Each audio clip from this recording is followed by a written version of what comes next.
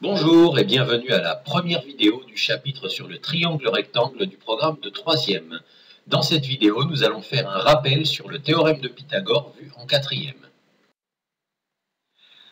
Alors, en 4e, vous avez vu que les triangles rectangles sont exactement les triangles qui vérifient l'égalité de Pythagore. Que dit cette égalité de Pythagore? Eh bien, elle dit que le carré de l'hypoténuse du triangle est égal à la somme des carrés des deux autres côtés. D'accord? Nous allons voir ça. Alors, à quoi sert le théorème de Pythagore? Eh bien, le théorème de Pythagore sert à calculer le troisième côté d'un triangle rectangle où on vous donne deux côtés. Et on s'en sert également pour vérifier si un angle est droit, c'est-à-dire pour vérifier si un triangle est rectangle, connaissant ses trois côtés. Alors, le côté manquant, il peut être l'hypoténuse, dans une configuration comme celle que vous avez vue s'afficher à l'instant à l'écran, où on vous donne les deux côtés perpendiculaires, on vous demande de trouver l'hypoténuse, ou alors, on peut vous donner l'hypoténuse et un des côtés perpendiculaires, on vous demande de trouver l'autre. De toutes les manières, le calcul de côté se base sur un triangle rectangle où vous connaissez deux côtés, et où vous pouvez trouver le troisième grâce au théorème de Pythagore. Maintenant, on peut aussi vous demander de vérifier si un angle est droit en vérifiant si un triangle est rectangle. Alors dans ce cas-là, on vous donnera les trois côtés et on vous demandera de vérifier si ce triangle qui semble rectangle quand on le dessine l'est vraiment d'après le théorème de Pythagore. Alors on va faire un rappel sur chacune de ces méthodes. On va les prendre dans cet ordre-là. Concernant le calcul d'hypoténuse, donc on vous donne un triangle où on vous donne les longueurs des deux côtés perpendiculaires, on vous dit qu'il est rectangle, et on vous demande de calculer la longueur du côté manquant, l'hypoténuse, triangle rectangle, deux côtés donnés, calculer le troisième, ça c'est tout de suite Pythagore auquel il faut penser.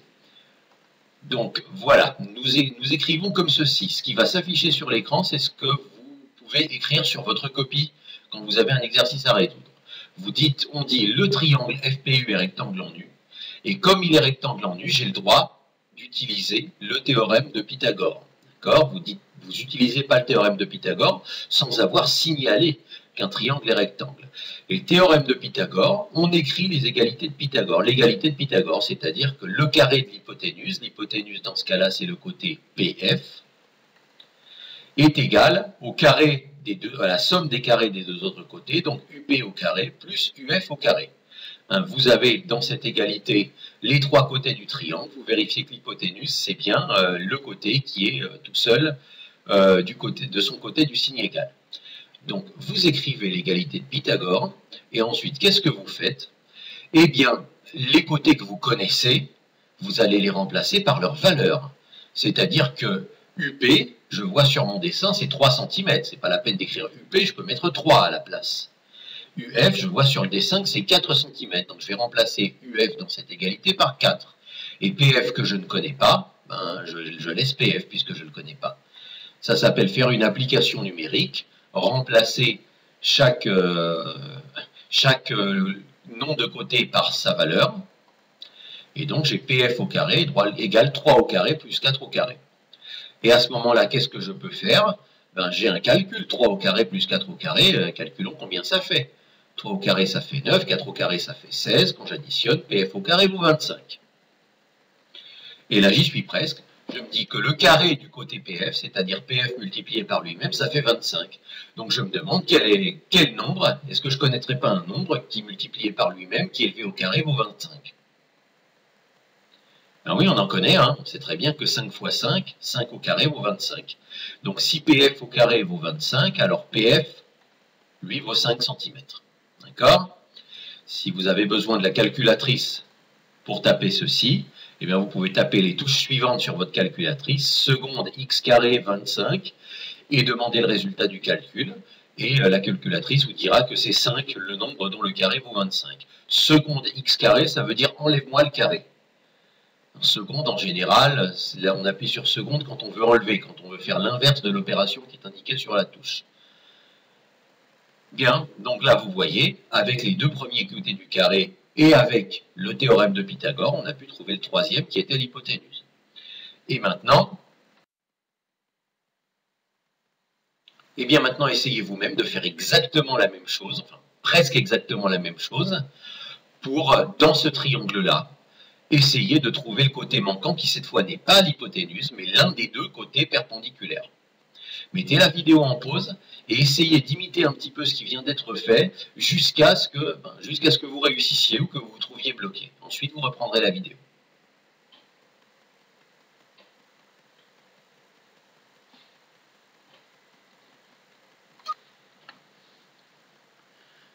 Bien. Alors, écrivons d'abord le triangle KNO est rectangle en N. Cette phrase est indispensable, c'est elle qui nous donne le droit d'utiliser le théorème de Pythagore. Donc, puisqu'on a un triangle rectangle, on a le droit de dire d'après le théorème de Pythagore, et on écrit l'égalité de Pythagore. Alors, quelle est l'hypoténuse là? C'est le côté qui est en face de l'angle droit, c'est le côté KO. Donc, KO au carré est égal à NK au carré plus NO au carré. L'hypoténuse au carré égale à un autre côté au carré plus encore le troisième côté au carré.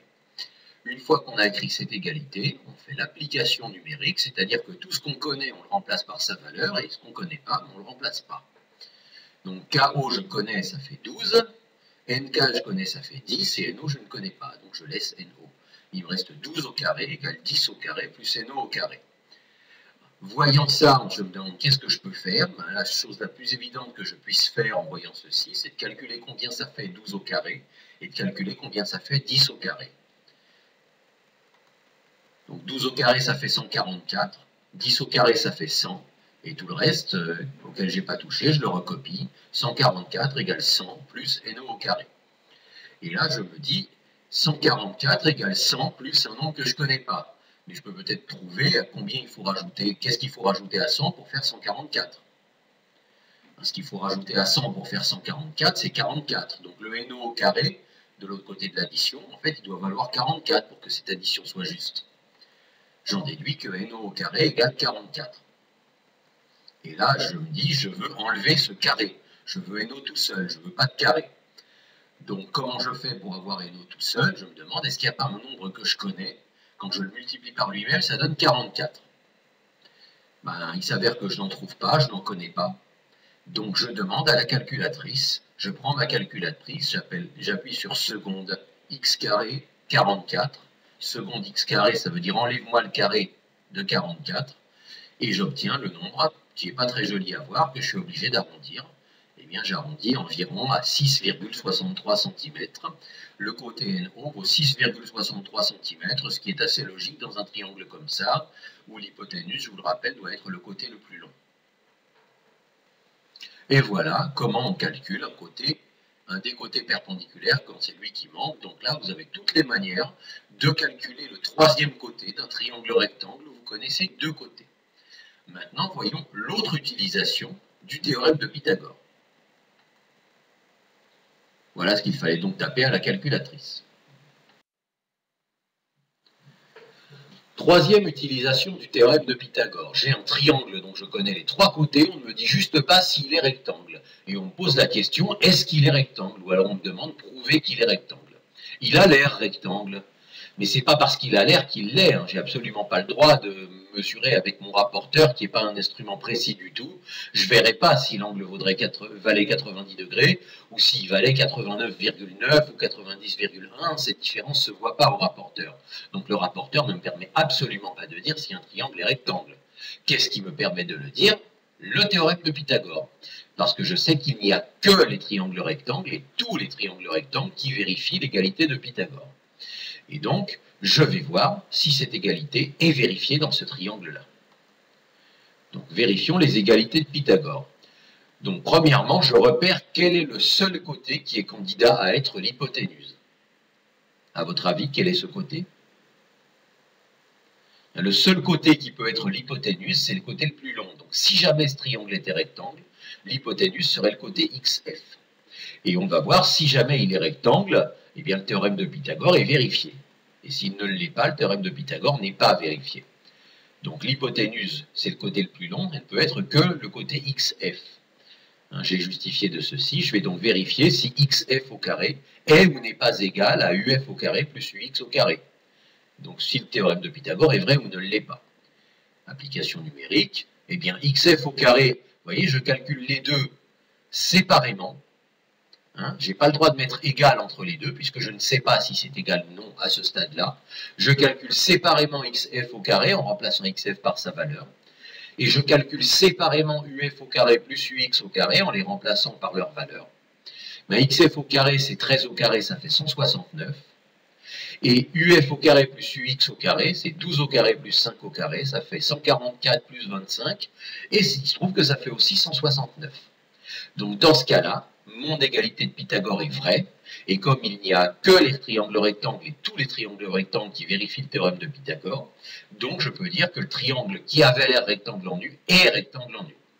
Hein, il se peut, si j'avais changé les longueurs de côté, si j'avais donné d'autres longueurs de côté, j'aurais pu éventuellement obtenir que ça n'est pas égal. Et dans ce cas-là, j'aurais dit que le triangle n'est pas rectangle. Petit conseil de rédaction, lorsque le triangle est rectangle, vous dites où il est rectangle. Je ne dis pas juste le triangle FUX est rectangle, je dis qu'il est rectangle en U. D'accord? Maintenant, s'il n'est pas rectangle, évidemment, vous n'avez pas besoin de dire où, puisqu'il n'est rectangle nulle part. Voilà pour les utilisations du théorème de Pythagore.